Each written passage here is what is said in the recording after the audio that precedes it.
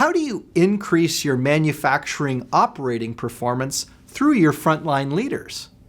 I'm Greg Schenkel, President of Unique Training and Development and Frontline Leadership Systems, and today we really have to go after the thing that pays the bills, and that's manufacturing operating performance. How do you increase it using your team?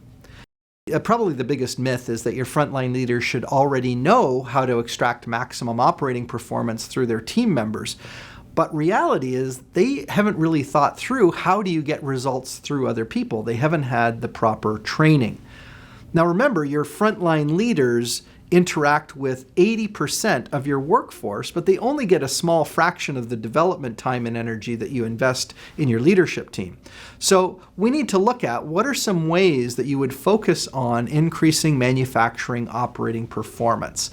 Well, here's suggestion number one. Suggestion number one is to make sure that everyone understands, what does winning look like?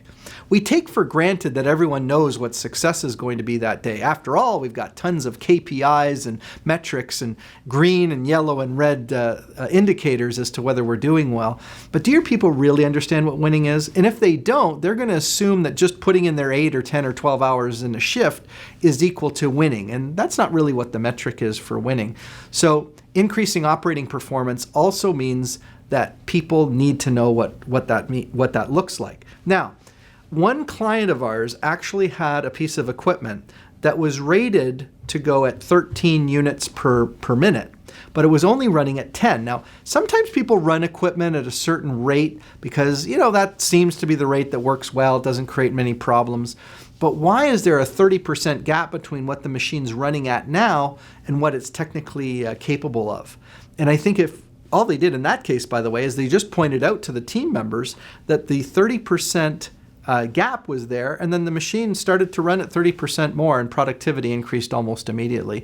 So I know it sounds absurd, but sometimes people are running the equipment below its capability and nobody's even pointing it out to them. Might be an easy win. All right, number 2 tip or suggestion for increasing your manufacturing operating performance is to collaborate instead of compete. One of the things that changed is we started measuring a whole lot of things, these metrics and KPIs. But the problem is that if we don't build a context of understanding around it, then what people assume is once I compare this metric and this metric, it must be a competition. And then you find that shifts will compete against each other or different departments will compete against each other. And some managers, because they may be more competitive themselves, they think that pitting these two folks against each other is what's going to drive up results.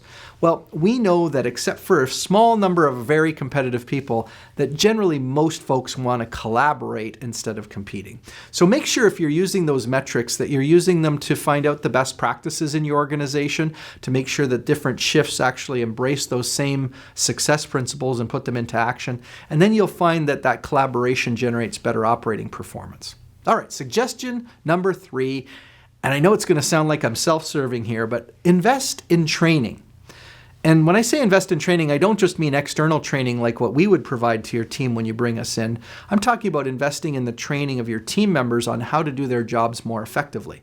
Now, many workplaces have been running short of people, either because of absenteeism caused because of COVID or just having trouble filling vacancies.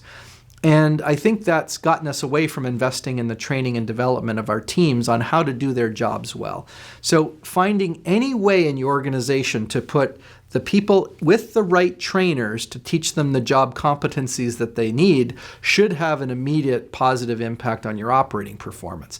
Remember, just putting someone with an experienced operator may not be the recipe for success if that person tends to use their negative attitudes while they're training them up on the job. So select your trainers carefully and then invest in the training of your people and watch their capabilities grow. Now, once you've incorporated those 3 suggestions for improving your manufacturing operating performance, defining what winning looks like, collaborating instead of competing, and then investing in training, you're going to want to increase the skill sets of your leaders in many other ways. And of course, that's where our Frontline Leadership Program comes in. We have 6 great core topics that will help improve the capability, the confidence, and the consistency of your frontline supervisors, team leaders, and managers. And you can check all that out, all those great topics, on our website at uniquedevelopment.com. And if you don't see something that's an exact fit, but you like our philosophy and our method of teaching, then why not reach out and have a conversation with us to see how we could fit a solution to meet the specific needs of your organization. My team and I really look forward to working with you on increasing the capability, the confidence, and the consistency in your frontline leaders.